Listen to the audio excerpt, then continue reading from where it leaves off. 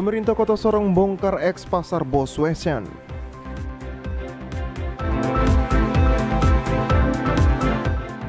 Pembangunan pasar Wosi baru mencapai 75%, diharapkan 1 bulan ke depan siap diresmikan.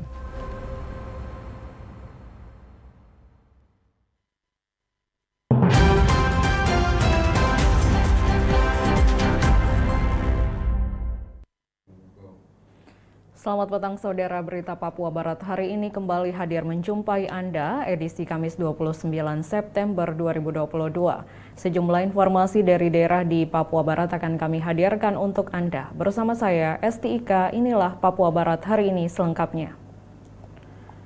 Saudara, ratusan petugas TNI Polri dan Satuan Polisi Pamong Praja dan pemerintah Kota Sorong diterjunkan ke lokasi untuk melakukan penertiban puluhan lapak penjual di Pasar Lama Boswesan.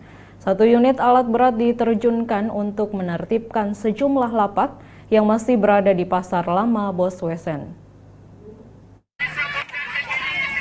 Puluhan lapak yang masih ada di lokasi Pasar Lama Boswesan ditertibkan ratusan petugas, meski ada penolakan dari sejumlah pedagang yang tak puas atas langkah pemerintah untuk melakukan penertiban di Pasar Lama Boswesan.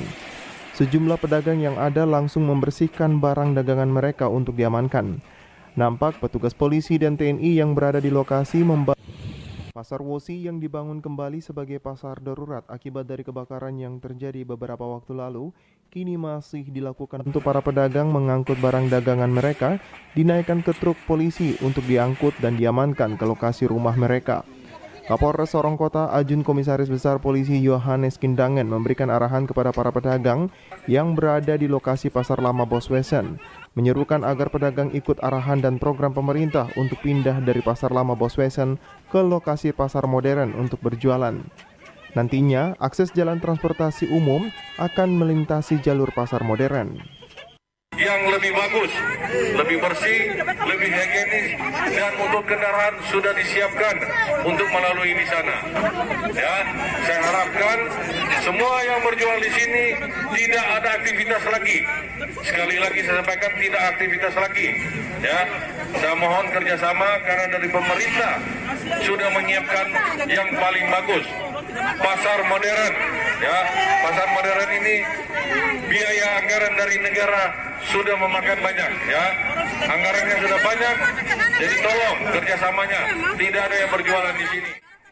Penjabat Wali Kota Sorong George Yarangga dalam arahannya menegaskan, pembongkaran ini dilakukan agar para pedagang bisa berjualan di pasar modern Rufe yang lebih layak. Wali Kota berharap sudah waktunya mama-mama berjualan di tempat yang lebih baik. Bahkan, penjabat Wali Kota menyebutkan ia sebagai anak Papua sedih melihat mama-mama Papua berjualan di tempat yang tidak layak. Sudah waktunya kalian jual di tempat yang lebih layak, ya. Kasihan jualan di tempat yang di pinggir-pinggir jalan banyak debu dan sebagainya, bau dan sebagainya. Nanti orang tidak ada yang datang mau belanja di situ karena demi kesehatan. Sudah waktunya mama-mama jualan di tempat yang lebih baik, ya.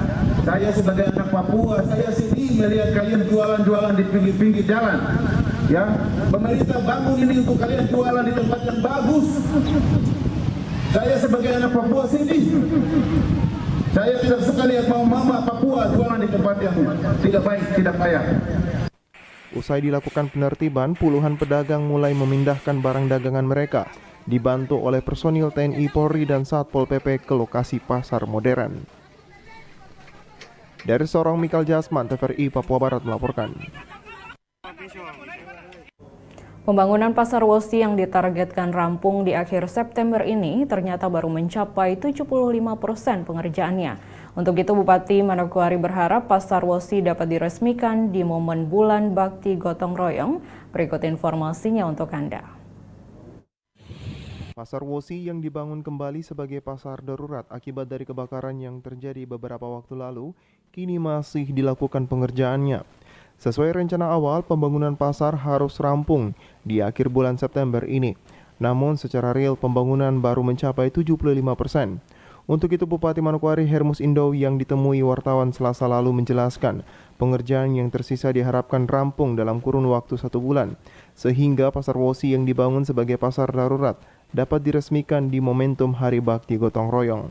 Pembangunan pasar darurat Wosi sudah sekitar 75% ya, 75%, dan kita pastikan 1 bulan dari sekarang ya, 1 bulan dari sekarang kita berharap itu juga nanti kita resmikan sebagai bagian dari rangkaian kegiatan Bulan Bakti, ya, bagian dari rangkaian kegiatan Bulan Bakti gotong royong yang kita laksanakan di Manokwari, dan kita berharap pasar itu digunakan sementara, ya digunakan sementara karena saya pastikan kalau tidak ada halangan, pasar Wosi pun kita akan bangun yang representatif di tahun 2024 setelah pasar Sanggeng selesai. Pasar Wosi yang dibangun dengan status darurat terdiri dari 6 los yang akan diperuntukkan bagi 700 lebih pedagang terdampak kebakaran serta pedagang yang selama ini berjualan di sepanjang jalan lingkar pasar dan juga penjual sayur mama-mama asli Papua. Anggaran pembangunan pasar Wosi menjadi salah satu program prioritas yang ditetapkan oleh Pemda Manokwari dalam anggaran pendapatan belanja daerah APBD perubahan. Untuk itu pengerjaan harus dilakukan sesuai dengan waktu yang telah disepakati. Arina Iriana, TVRI Papua Barat melaporkan. Peringatan Hari Ulang Tahun Pekabaran Injil ke-70 tahun Gereja Persekutuan Kristen Alkitab Indonesia GPKAI diperingati dalam suatu ibadah syukur yang dirangkaikan dengan launching film Tuhan Yesus dalam bahasa Arfak yaitu Sow, Hatam, dan Mea.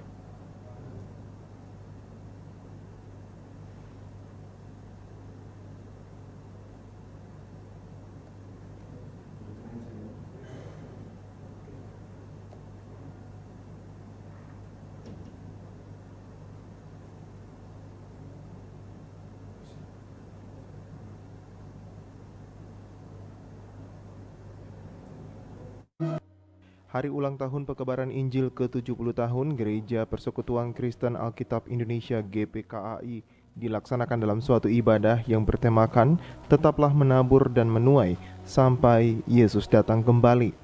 Turut hadir Direktur Lembaga Pelayanan Mahasiswa Indonesia William Wairata, Kepala Suku Besar Arfak Domingus Mendasan, perwakilan Kanwil Kementerian Agama, Pemerintah Provinsi Papua Barat dan Kabupaten Manokwari.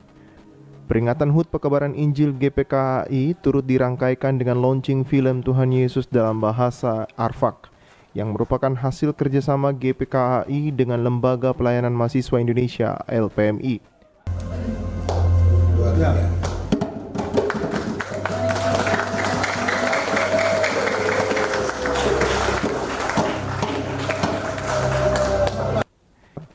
Direktur Lembaga Pelayanan Mahasiswa Indonesia William Wairata menjelaskan misi dari LPMI yaitu melangkah kemana-mana agar banyak jiwa menjadi pengikut Kristus yang sejati dengan tujuan membantu meneruskan amanat Yesus Kristus bagi generasi muda. Visinya, movement everywhere so that everyone knows someone who truly follows Jesus. Gerakan di mana-mana sehingga orang mengasuh orang pengikut Kristus yang sejati. Kemudian tujuannya membantu melaksanakan amanat agung Tuhan Yesus dalam generasi ini. Itu gambaran tentang LPM. Dan karena itu Bapak Ibu, kami menyerahkan hidup kami biar dipakai Tuhan bagi hormat dan kemuliaan. Kami punya sarana Bapak Ibu dari sarana penginjilan, pembinaan, pelatihan, kepemimpinan dalam Yesus seperti tadi. Signifikan momen, signifikan kemudian materi-materi seminar doa, seminar PI kreatif, keluarga Kristen, semua materi pelayanan yang menyangkut dengan di materi saya punya. Karena itu yang dilanjutkan oleh GPKI sampai hari ini, ada beberapa catatan yang perlu kita lihat bersama-sama. Izinkan saya untuk mengingatkan pada kesempatan yang luar biasa ini. Yang pertama adalah kita melihat bagaimana komitmen untuk terus memberitakan Kristus yang tidak berubah di tengah perubahan yang cepat dan mendasar. Terlihat di dalam logo GPKI itu setengah lingkaran. Kita semua memahami bahwa komitmen memberitakan Injil belum selesai. Akan terus diwariskan dari generasi ke generasi sebelum Kristus datang untuk kedua kalinya.